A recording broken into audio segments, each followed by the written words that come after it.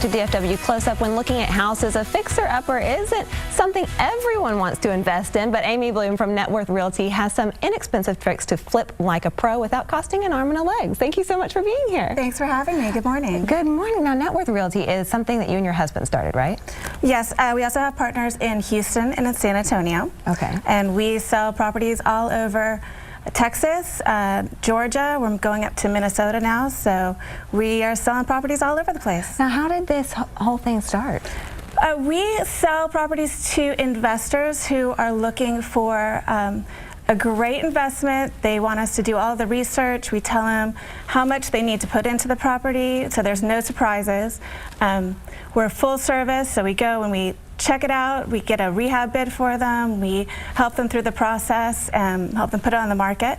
And we found that there was a real need for that. People were kind of going in blindly into investment real estate, and they weren't getting the right property at the right prices. Fixing up stuff, especially a house, is probably one of my least favorite things.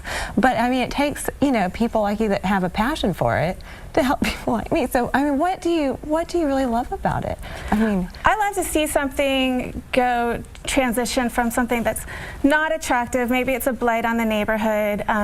It's a house that you drive by and you're like, oh, you know, it could be so much nicer. That's so sad. And you know, you just put a little bit of love into it. You know what the market needs. You know, a lot of houses, they just need some nice, you know, some nice paint, some new carpet, some new windows, and it really is just, it makes the neighborhood more attractive. It brings everybody's property values up. Right now, in the Dallas Metroplex, our prices are up 7% over last year. Right. So you go in there and you make a house really nice, and it helps the whole neighborhood. Yeah. Well, my mom, she loves to do stuff like that, and I mean, I really respect people like y'all that, you know, really can see it right then and kind of know what something needs to be done. You do kind of have to have an eye for the transformation, but once you've done a few, you really sort of know what a house can look like with just a few simple changes. Sure. Sometimes it's as easy as doing paint and carpet and new windows. Other times the house just needs to be opened up. Maybe it's a really bad floor plan. A lot of the floor plans from the 50s and 60s were really small and cramped, and just go in there and kind of remove a few walls and open some things up, put some bigger windows, and it can make a 50s house that wasn't really your style into a brand new modern home, and there's a big need for that now. Yeah. And what kind of suggestions would you give to someone who wanted to start out investing in, you know, a fixer-upper type house?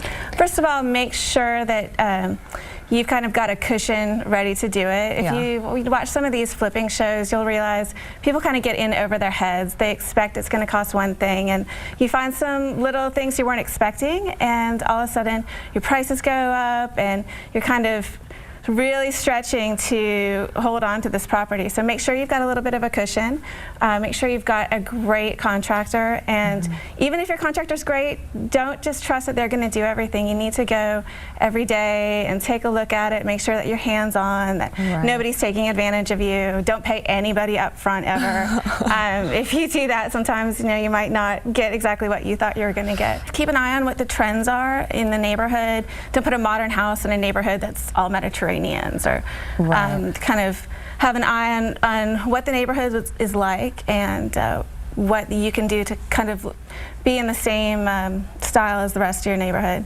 And also, don't try and over renovate things. Sometimes people do that, and they put a lot of money into things that they would like to have in their own personal home, but this isn't your dream house. You have to remember, this is dream house for somebody else. So, you know, make sure that you're kind of keeping within your budget and doing things that are realistic, and that kind of suit everybody's taste. Don't paint everything pink. You know, just try and stay with dark. Yeah, no, even if you really like pink, save it for your own house, not for the house that you're trying to sell to somebody else. You really want to kind of be an open canvas that anyone can envision their furniture and their lifestyle in. Right. You want someone to feel like they can just move in and personalize it the way that they want. Exactly. We recommend neutral palettes, lots of light, lots of windows.